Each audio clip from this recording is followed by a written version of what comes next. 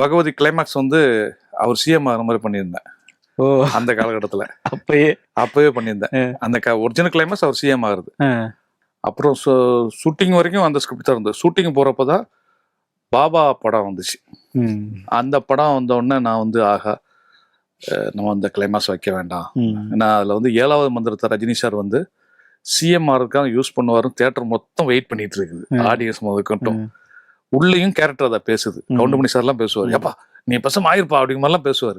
So theatre மொத்த வைப்பும் வந்து அவர் CM ஆக போறாரு, அந்த மந்திரத்தை யூஸ் பண்ண போறாருன்னு நினைச்சிட்டு இருக்கும்போது அவர் யூஸ் பண்ண மாட்டார். ரஜினி சாரே அந்த 7வது மந்திரத்தை யூஸ் பண்ண வேண்டாம் தூக்கிட்டு வர, நாம இப்போதான் இவரை ஆக்ஷன் ஹீரோவா மாத்துறதுக்கு ட்ரை பண்ணி இந்த கதையை பண்றோம். இதுல ஒரு சிஎம் ஆராச்சும் ஓவர் டோஸ் ஆயிருமோன்னு பயந்துட்டேன். வேண்டாம் சார்னு சொல்லி விஜய் சார் போய் கன்வின்ஸ் பண்ணேன். சார் இந்த பாயிண்ட் இருக்கு, 7வது மந்திரத்தை ரஜினி சாரே வேண்டான்னு யூஸ் பண்ணல, நம்ம இப்போ அதை முதல் படம் இப்போதான் ஆக்ஷன் ஹீரோ மாத்துறேன், அது மாத்துறதுக்காக ட்ரை பண்ணும்போது இதுவரை ஓவர் டோஸ் ஆயிடக்கூடாது அப்படின்னு சொல்லிட்டு கமர்ஷியலாக போயிடலாம் சார். விஜய் சாருக்கு முதல்ல உடன்பாடே கிடையாது. எனக்கு சொன்ன ஸ்கிரிப்ட் அதானே அப்படிலாம் சொன்னாரு. அதுக்கப்புறம் நான் கன்வின்ஸ் பண்ணேன், இல்லை சார் சம்டைம்ஸ் அது மிஸ்ஃபயர் ஆயிடுச்சுன்னா இப்போதைக்கு ஆக்ஷன் ஹீரோ மாறிக்கலாம், போக ஹெவியா பண்ணிக்கலாம். பின்னாடி சர்க்கார்ல கிட்டத்தட்ட அந்த கிளைவாஸ் அதே மாதிரி வரும்.